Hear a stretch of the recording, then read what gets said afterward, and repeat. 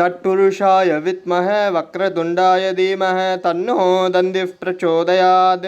ॐ साईश्वराय विद्महे सत्यदेवाय धीमहि तन्नः सर्वः प्रचोदयात्।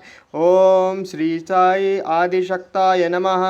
ॐ जयन्ती मंगलकाली भद्रकाली कपालिनी दुर्गा क्षमा शिवदात्री स्वाहा स्वादा नमोस्तुते। ओम शांति शांति शांति है। Sairam Lin, Sairam from Malaysia. Sairam Sharma in Malaysia. This is Lynn in New Zealand. We thank our beloved Bhagwan for sharing this most amusing story with a very powerful lesson behind it. Our story today is Baked Beans, Please, Baba. On my very first visit to Prashanti Nilayam, it was Christmas time, 1989. I had no idea how to behave in the ashram other than to go to darshan, go to bhajans, wear the proper clothes, eat inside, not go outside. And I soon found that the only place where I could have a meal was in those days the South Canteen, South Indian Canteen. All the food was very, very hot and spicy, and my stomach was not used to this very spicy food. And I frequently had a very upset stomach and found myself longing for my favorite food, which as a child was baked beans on toast with butter. I noticed that while I was sitting in darshan, I was thinking of baked beans. I reached a point where I would have given anything for a simple lunch or dinner of baked beans. They didn't even have to be on toast. I thought if they came with a roti or chapati, all the better. But in those days, baked beans were a completely foreign item. You couldn't buy them inside the ashram, even though there was a small stall not far from the mandir where you could buy basic necessities such as a few chocolates, some shampoo, writing pens, but no canned vegetables, and certainly not baked beans were not available in the village. They simply were not an item that was stocked anywhere in Puttaparthi. I would have had to go to Bangalore and look in some specialty shop like Nilgiris, and that was impossible for me to do. One day I came out of darshan and I was very depressed because I was hungry, my stomach was rumbling, and I had not been able to concentrate on Swami or his beauty or even what was going on in darshan. I couldn't remember a bhajan, and I came out feeling very depressed. I thought, I can't do this. Obviously, I'm a fish out of water. What to do? And I was walking very disconsolately along the road there, heading towards the roundhouses, when I felt a hand grip my shoulder. I turned around, and there was a 6-foot-tall service coordinator from Australia. She said, "Are you Lynn Kriegler, the children's book illustrator from New Zealand?" I said, "Yes, I am." And she grabbed me and said, "Come with me." Now, you didn't argue with this lady. As I said, she was 6 foot tall, very imposing looking. She looked like an empress. She was dressed in a magnificent sari, a huge flashing diamond ring, which I later found out Swami had given her, a magnificent japamala. And she marched me to a roundhouse, up to a second floor, and into a flat where I found a sweet Indian lady, long-time resident of the ashram, was busy cutting little pictures out of wrapping paper and making little children's books with Swami's teachings, all hand-lettered in them. She gave these little handmade books to devotees for their children. In those days, there were very few books for children on Swami's teachings, and so this dear lady had taken it upon herself as seva to make some little books. The lady said, "Oh, Lynn, I am so happy to meet you.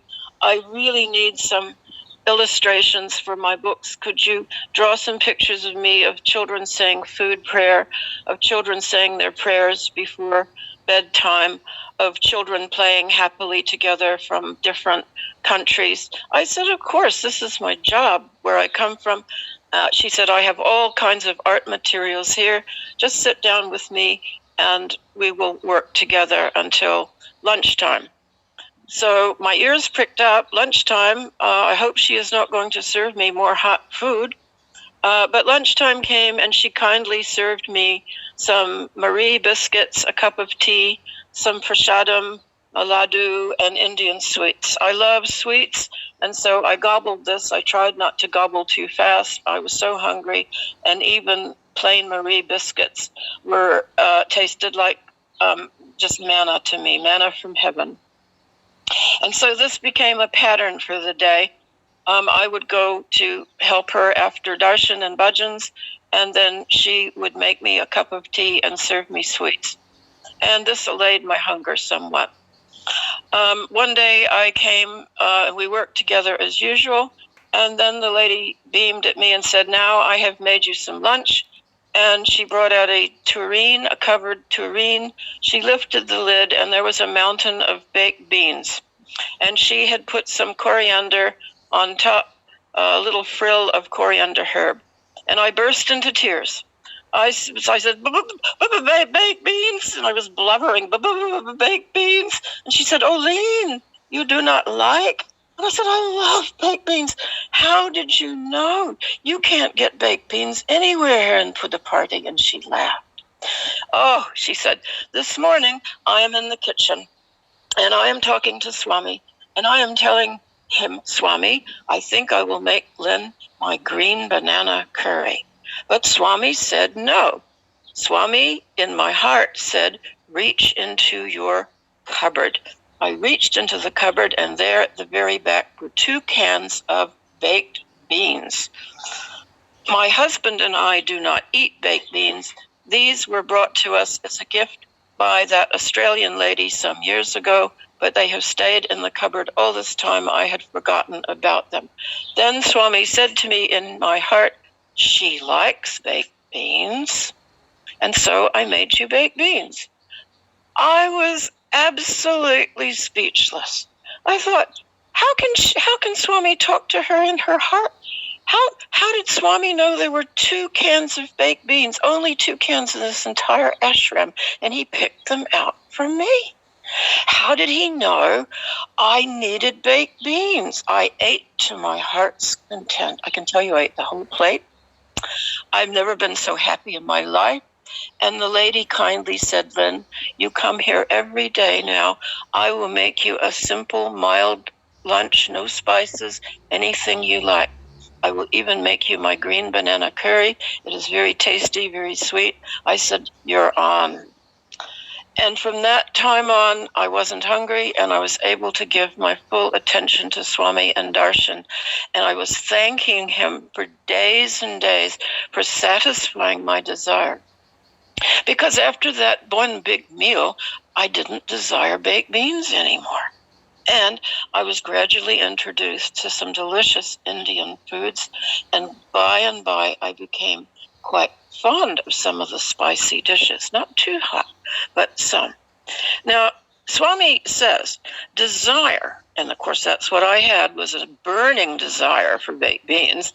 Desire is all right, as long as it is within reasonable limits.